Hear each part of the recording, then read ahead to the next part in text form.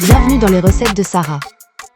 Aujourd'hui, je vous emmène avec moi au pays de la Loire et nous allons aller à Nantes. Aujourd'hui, nous allons parler d'une émotion sournoise mais qui détruit en silence, la jalousie.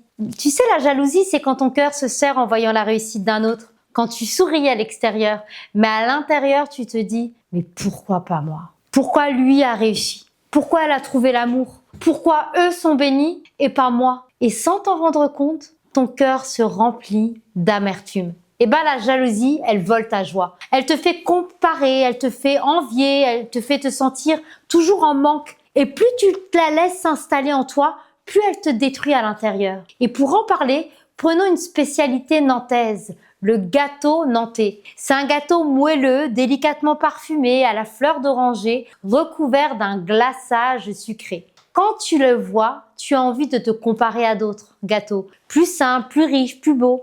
Mais en réalité, sa valeur est dans son goût unique, dans son parfum qu'aucun autre n'a. Eh bien, c'est pareil pour toi. Tu n'as pas besoin de te comparer. Tu es un parfum unique aux yeux de Dieu. Ouvre ton livre de recettes dans Proverbes 14 au verset 30. Il est dit qu'un cœur calme est la vie du corps, mais l'envie, c'est la carie des os. La jalousie est comme une maladie intérieure. Elle ne se voit pas toujours, mais elle ronge peu à peu ton âme, ton cœur. Elle t'empêche d'apprécier ce que Dieu t'a donné et elle te fait croire que ta vie est moins précieuse que celle des autres. Mais c'est faux. Dieu t'a créé, tu es unique. Et bien, comme le gâteau nantais a son parfum si particulier à la fleur d'oranger, ta vie a un appel, a une couleur, a une saveur que personne d'autre ne peut avoir. Alors, pour notre gâteau, nous aurons besoin de beurre, de sucre. Ça, c'est la bonté de Dieu qui est déjà présente dans ta vie. Tu vas prendre les œufs. Ça, c'est la vie nouvelle qu'il a déposée en toi. Prends la farine.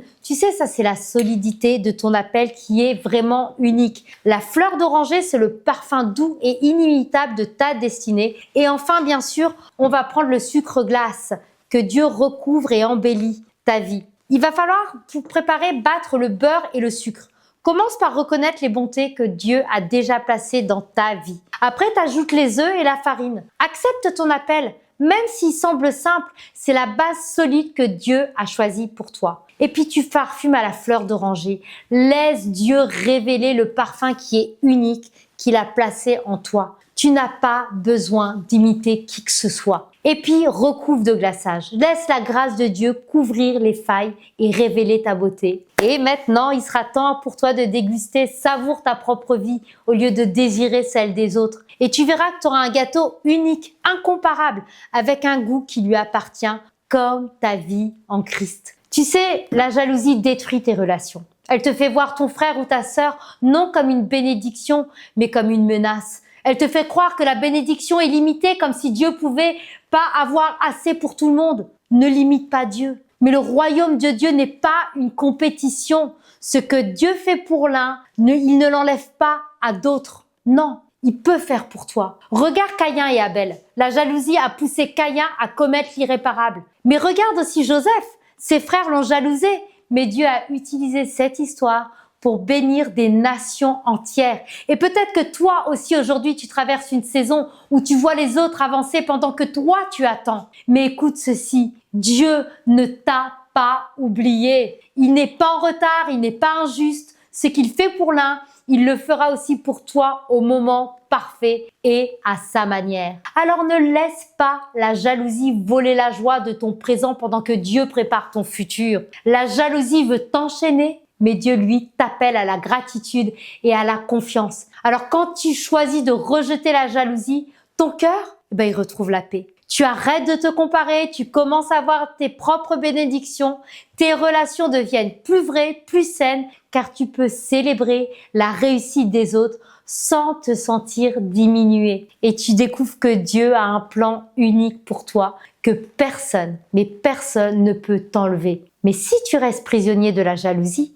ton âme se ronge, rien ne se satisfait, tu deviens amer, prompt à critiquer, tu perds la joie de tes propres bénédictions, tu passes ta vie à courir après ce que les autres ont sans jamais goûter à la richesse de ce que Dieu t'a donné. Alors il faut se rapprocher du Père et lui dire, et lui demander, je t'apporte mes comparaisons, mes envies, tu les connais Seigneur. Je reconnais que la jalousie a parfois volé ma joie. Oui, répète après moi, aide-moi à voir ma vie comme toi tu la vois, unique, précieux, incomparable. Remplis-moi de ta gratitude aujourd'hui et libère-moi de toutes mes amertumes Seigneur.